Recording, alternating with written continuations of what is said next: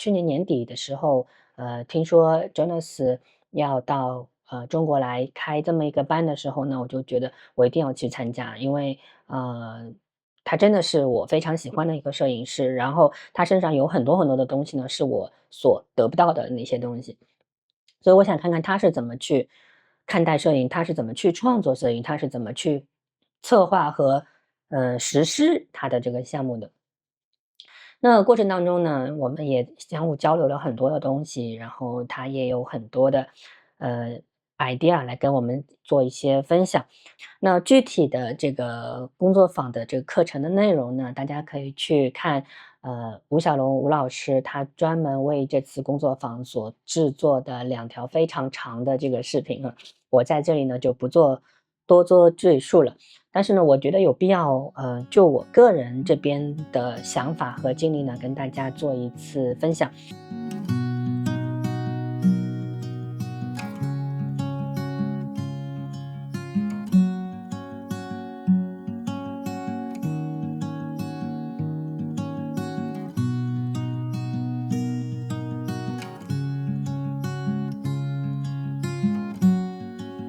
首先很多人会问为什么我要去参加这个大师班？我想啊，就是因为我在2019年的时候呢，参加了那个第一个马格南的这个大师班的工作坊，当时呢是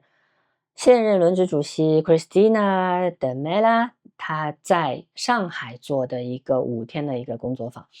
然后呢，后来就疫情了嘛，然后就5年就这么过去了。然后这5年呢，实际上我也发生了很大的这个变化，然后和上一次我参加工作坊的时候，自己的这个状态和这个认知水平呢，有很大的一个不同。那么这5年其实也是世界上发生了巨大一个转折和变化的这个5年，然后对自己来说呢，也发生了很大的一个变化。那我想，这次重新去参加工作坊，一方面呢，Jonas 的确是我很喜欢的一个摄影师，我很想听听他到底是怎么想的。第二呢，我是觉得说，因为一直在工作，在拍摄，但是我很少就是去，自己去研究，或者说自己去提升。我需要有一个人去带动我在摄影的探索方面呢，有更多的一些想法。还有呢，就是让自己沉浸在这5天的，专注的这个拍摄和学习和讨论的过程当中呢，是一个非常好的一个状态。我可以不去考虑那些烦人的工作上的这个琐事，来专注的去理解，哎，我到底是在拍什么，我到底想学什么东西，这个对自己来说是一个很重要的一个，过程，所以我非常的 enjoy 在这个过程当中。第二呢，我就觉得说，这个拍摄的话呢，对自己来说是一个，需要到了一个突破瓶颈的这个时候。这个时候呢，是需要有一些外界的这个压力和刺激，来让自己能够去更好的去拍摄。那因为，我们有时候沉浸在日常的这个平庸的这个生活过程当中呢，其实是很难去跳脱出来说，去反思自己到底有什么问题，自己碰到瓶颈和困惑的时候应该怎么去突破，我的方向在哪里，等等，其实会产生很多很多的问题。那这些问题呢，其实很难去找到一个机会去有老师或同学来跟你去交流和探讨。而在工作坊的这5天里面呢，我们可以充分的沉浸在这个摄影的这个专场里面，然后就去讨论我们所面临的各种各样的困难和问题。当然，每个人的困惑、困难和问题呢，它是不一样的啊。有些呢，它是处在不同的阶段；有些呢是处在不同的这个领域啊。但是不管怎么样，大家相互交流、相互这个提意见、相互刺激的这么一个过程呢，其实还是非常舒服的，我还是非常 enjoy 在这个事情里面的。就生育进去，生育那么我来跟大家聊一聊我到底收获了些什么东西啊。第一呢，我就觉得，所有的这个项目，坚持才是最重要的东西，坚持才能看到结果。你没有坚持，你就没有结果。我们在做很多的这个项目，包括 Jonas 在做他自己的项目的时候，一开始的时候，他其实也并不是也想的非常的完整，非常的这个周到，说我所有的东西都想清楚了，我就去拍就行了，并不是这样子的。所有的东西都是从很小的地方开始，逐步的去积累、去积攒起来，完了以后呢，让自己能够有更多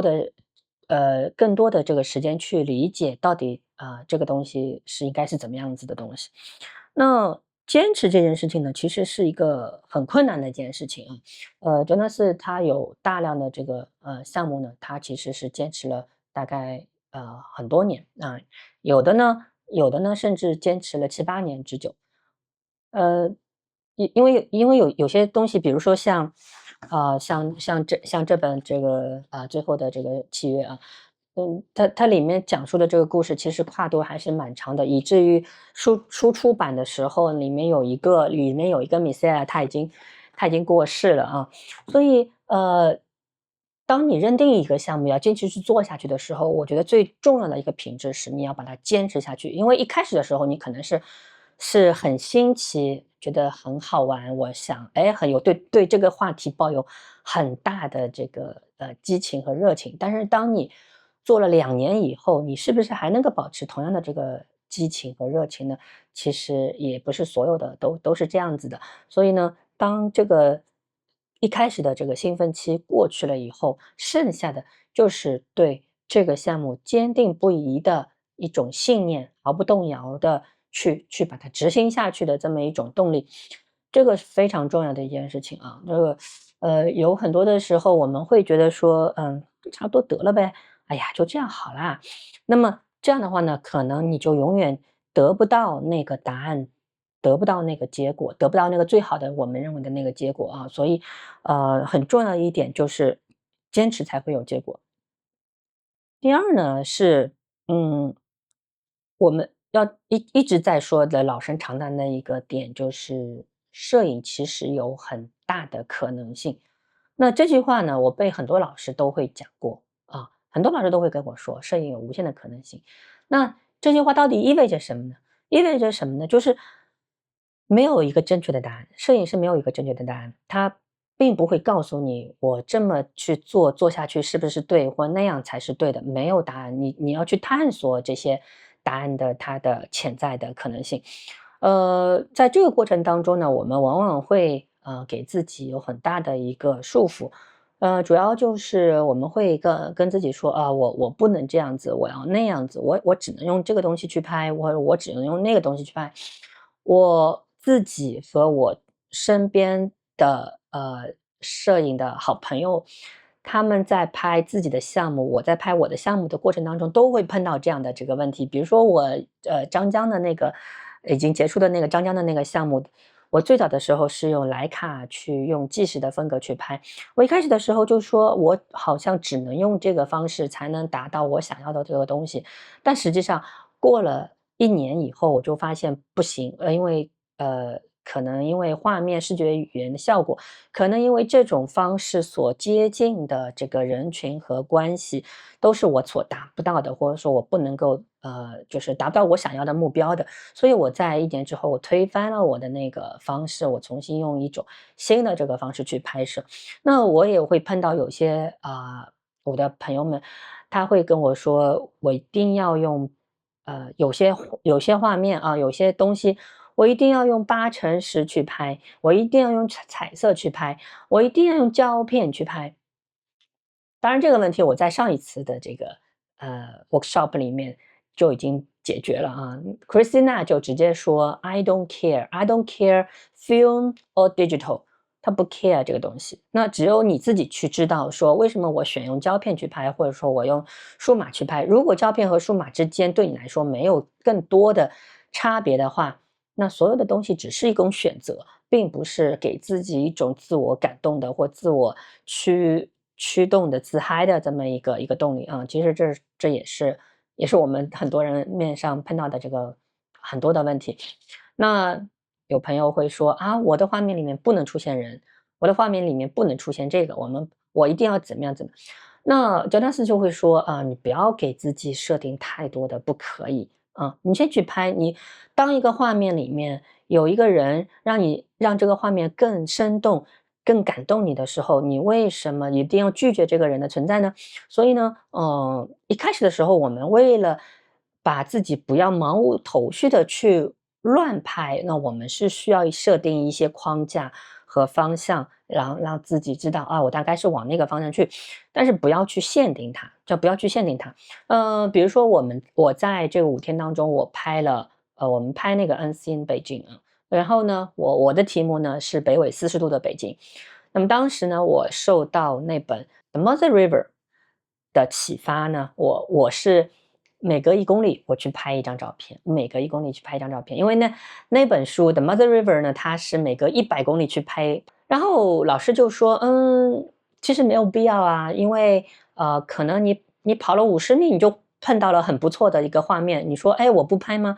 我非要1公里之外，那1公里之外有可能没有什么东西可以值得去拍的。所以不要自己给自己限定太多的东西，我只要去按照我最初的这个大的一个框架和方向去拍就可以了。摄影有很无限的这个可能性所以呢，你不要自束手脚啊，把自己的手脚给捆住了，然后说这个我不可以啊，那个我不行啊，我一定要这样子，我一定要那样子啊，其实都可以啊，其实都可以。所以说起来很容易，摄影有无限的可能性，但是我们在实操的时候呢，往往是自己把自己给困住了啊，所以摄影就变得没有可能性了。对，就这样。第三呢，就是想聊的是，因为我也当时问了 Jonas 一个问题，就是摄影对你意味着什么？那么 Jonas 说，摄影其实是他探索这个世界的这么一个方式，他看待世界和他去跟世界表达的这么一种手段。那么，当然，我觉得啊，就是每一个摄影师都会有这么样一种听上去很玄学的这个答案。因为我问他，我说你一个挪威人，你为什么会去关心几千公里之外的南非贫民窟的这个问题？跟你有什么关系？因为对我来说，如果这个话题跟我没有关系，或者说，跟我没有任何连结的话呢，我是找不到一个理由或一个动力去做它的。他给我的答案就是，What happens in Brazil is also affects me. Like, I mean, maybe it's a different perspective. Like when you're from a tiny country like Norway, like there's a population of 5 million people. It's probably a third of Beijing, like that, right? And actually, so I said like my mother is not from Norway; she's from the other side of the world, from America. And so I just like what I'm only supposed to be interested in what happens to Norwegian people. 难道我只必须要关心 simply just don't 中国发生的事儿吗？ I don't have that perspective. Maybe if you're in China and I want to have billion people, like maybe that's enough to think of. But like for me, I think of it. I think of I think in a kind of a cosmic perspective. Like we are this tiny ball, fragile ball with very very fragile existence on this tiny planet in a solar system, that it's really, really fragile. I think we're probably sort of at the very edge of extinction. Yeah, exactly. So like how we as a species face whatever the difficulties and questions that we face, I think is interesting and important somehow, And furthermore, I think so like the things that interest me, whether it's when I read literature or I listen to the radio or have conversations with my friends, like the things that interest me are not necessarily like the things that are black and white, like that are easily identified as right or wrong. I'm interested in like the gray zones. So where it's like it's difficult to know what's right or wrong. And I think like in my work, I'm also interested in in people who are facing situations where it's like, wow, that's a difficult one to say what the right thing to do is, you know? 哎，世界万物都是有连结的，所以呢，你不能说远在千里之外的贫民窟的生活跟你是没有关系的。我说对，这个巴西的蝴蝶扇一扇，这个北京那边就会下场雨哈。但是它是这么说，就是全人类全球它其实是一个连接，你会找到其中的连接点。那么另外呢，其实我也是在反思，就是摄影对我自己到底意味着什么？我通过这个问题，其实我问的不是 Jonas，而是问自己说，摄影对自己到底意味着什么？那么这个话题呢，其实我已经问了自己很久了。那就是我们在做任何的事情的时候，我都会问一下自己这个事情对自己的意义和意味是什么。我早些年是喜欢写作的，所以我一直在问我有没有可能成为一个作家。那么写作对自己意味着什么？那么现在我改到这做影像、做摄影的话呢，那摄影对自己又意味着什么呢？在很长的一段时间里面，我一直在寻觅这个问题的答案。那一直到最近到后来，我在完成了几个项目之后呢，其实我才会去明白说，摄影其实对自己意味着一个发现发现自己的工具，它疗愈自己的工具，治愈自己的工具，接纳自己的工具。那所以呢，从某种意义上说，因为摄影对自己意味着这些，所以其实对我来说，我可能并不特别去热衷于去做一些出版、去做书、去做展览。那很多的我的摄影家朋友们，他的履历拿出来，他有一堆的参展的这个履历和经历啊，然后出了好多的书，然后有好多的这个经历也非常丰富，拿了很多的奖，我非常的羡慕他们。但是实际上转回到自己身上，就会发现说我做摄影其实并不是因为为了拿奖，为了去刷这些履历，为了去有更多的这个自己的这个代表的这个作品，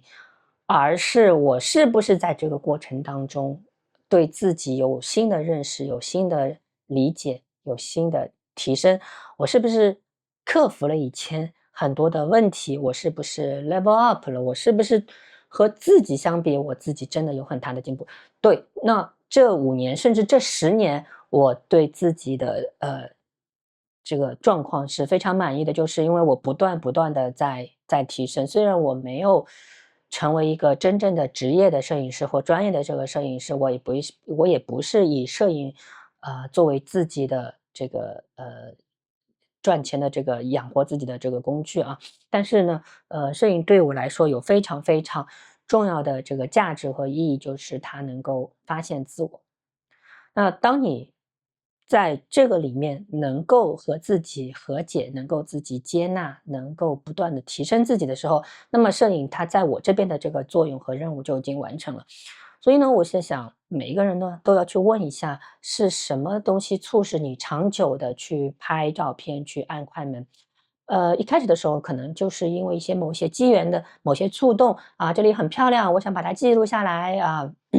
等等。但是其实到最后你会发现，你拍的其实都是你自己，啊，在参加这次马格南大师班之前呢，实际上我是在东京待了1个多星期，我是带着我那台阿尔帕去东京去拍了。那出发之前呢，我跟几个朋友在聊说，我真不知道我带着阿尔帕去东京要拍什么东西，然后几个朋友、几个老师都会鼓励我说：“你没关系，你先拿去拍，你先拍了再说，拍完了你就知道你在拍什么东西了。”还真的是这样子拍完我就知道，哦，原来我在拍什么呢？我在拍自己，我跑到外面，我去寻求外部世界的一个呼唤和反馈的时候，其实我看到的，或者说我最后得到的，其实还是对自我内心世界的一个投射和反应。所有的这个拍摄的这个东西，我看完我就知道我自己当时内心的一个状况和一个想法，然后呢，能够让我去像看镜子一样去观察自己。所以我觉得这个是对我来说最有价值和有意义的东西。这一点对我自己来说非常非常的重要，所以这次参加马格南的大师班，我最大的几个收获，都是从我自身拍摄过程当中领悟得来的。比如说我一开始的时候都因为那个张江那个项目的关系，我拍的都是冷面的客观的这个新地形的那种风格。然后慢慢的我发现我这次我可以突破这个东西了。我知道我突破了以后我应该怎么去拍，我镜头怎么去推进，我怎么去描述那些细节，我怎么去描述更小空间内的所有的点线面关系，然后我怎么去发现那些人、那些物、那些景之间的彼此的这个连接。还有就是我怎么去加入更多的人的这个元素，因为我以前就是我作品里面人出现的很少。不是说我不拍人像，但是人像是人像，我的那个景观是景观。那我现在呢就把它们融合起来了啊，景观、人像，但是它和我最早的拍街头呢又很不一样。所有的场景是我去操控，我去设计，去得到的那些东西，但是看起来呢，它又是非常的这个自然。所以就意味着我突破了过往的这个自己，我又 level up 一下。所以所有的这些技巧的得到，全部有赖于这些实践的过程。那这些实践的过程，再加上 Jonas 他在课程当中勇敢的去让你 push 推你往前的时候呢，你就会得到很大的一种动力，说 OK， 我终于知道我是走在正确的一条道路上，这条道路将引领着我去走得更远，能够发现更多，然后能够更了解自己。这个话题呢，其实我下次可以专门再来讨论一下。因为可能对我来说是个问题，但对很多人来说它并不是一个问题。呃就是自我是什么，自我在哪里，我怎么去发现自我，然后去完善自己和自己对话。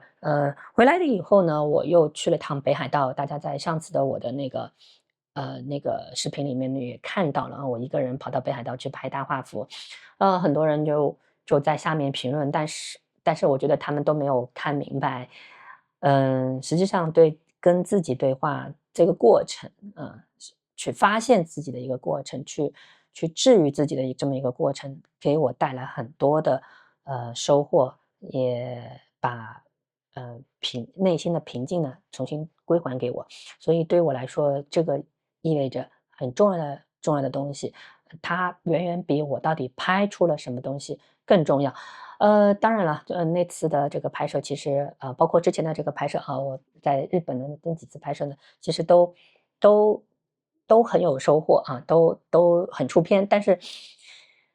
真的是不同的心理状况的一种反应，所以我觉得还是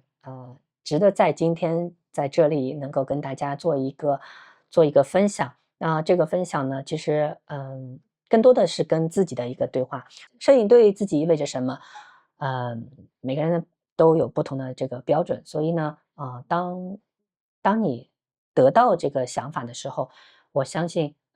我们就能更加的明白，更加的坚定的在摄影的这条道路上走得更远。这也是我在今年春天在北京和张纳斯相处了5天之后的最大的一个收获和感想。马格南的精神永远存在我心里，他永远是我最崇拜、最喜欢的这个图片社之一OK， 今天跟大家啰嗦了蛮久的，然后希望大家能够在我的聊天当中呢有所收获憋了很久，终于把这个事情讲完了，我也很开心那好感谢大家的聆听，那今天就到这里，再见。